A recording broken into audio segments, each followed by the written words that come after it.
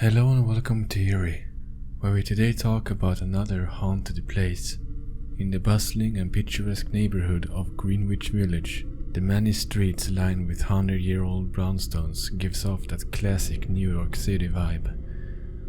A lot of old-world Manhattan charm still exists in these city blocks and homes, but for one totally unassuming building on West 10th Street, it is locally known as the House of Death. The 4-story brownstone building was constructed sometime during the late 1850s, just before the Civil War had started.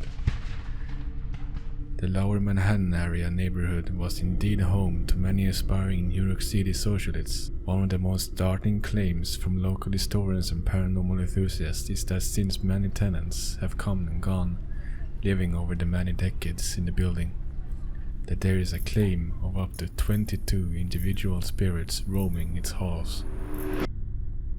One of the 22 spirits is said to be that of an infamous author, Samuel Langhorne Clemens, who went by the recognized pen name of Mark Twain.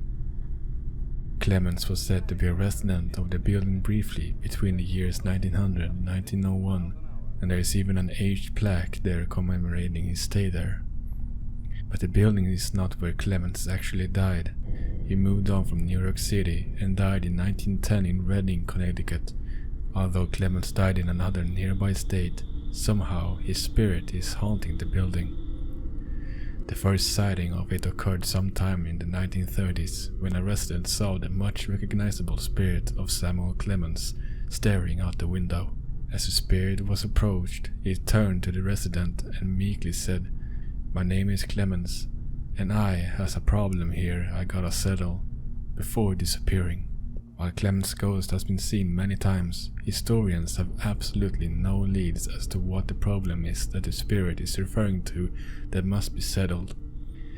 Clemens wasn't the only writer whose spirit is said to be lingering in Building 14. Author and actress Jan Bardell once lived in the building as well. She and her family had taken up residence on the top floor in 1957. At first, all was going well with Bardell, but late one afternoon she personally witnessed a very large and formidable black shadow manifest in full view of her. Stunned and greatly shaken by the sighting, Bardell and her family employed the help of a psychic medium to come in and try to help explain what was happening. The psychic claimed to have felt spirits of many people who had died and were buried under the building. Also, the spirits of a dead child was said to be active, along with the spirit of an aborted baby. The aborted baby was said to have belonged to a widow who lived in the building whose husband died in the Civil War. Devastated by her loss, she chose to abort the child out of both melancholia and delirium. Bardell later moved out and chronicled some of their experiences in a book she wrote. Among other incidents she encountered was the icy, cold touch of a pair of unseen hands to the back of her neck, and her hair, as well as objects moving and a low growling noise that could be heard. Spindrift spray from a psychic sea was the first-hand account that Bardell wrote on her experience, what was later called the House of Death. The building made national headlines briefly in 1987 when prominent New York City attorney Joel Steinberg moved in with his girlfriend Hedda Nussbaum and their 2 small children, Lisa and the infant Mitchell Steinberg.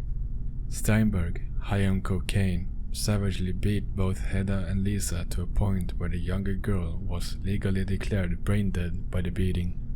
Steinberg was convicted and served a lengthy prison sentence for his crime in the young girl's death. To this day, the floor on which they stayed occasionally is known to have a flicker of lights going on and off at very odd times.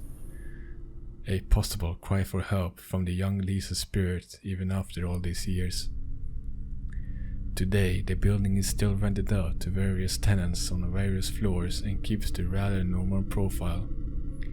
In such a popular city as New York, the long grim history of the building is possibly only one of many that exist there.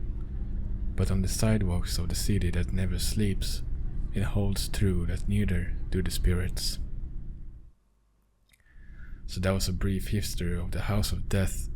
Do you have a haunted area you would like me to discuss? Let me know in the comments. I have a Twitter, where we post random scary facts and other fun stuff. I also have a Patreon if you would like to support me further. Links are in the description. Thank you for watching, and goodbye.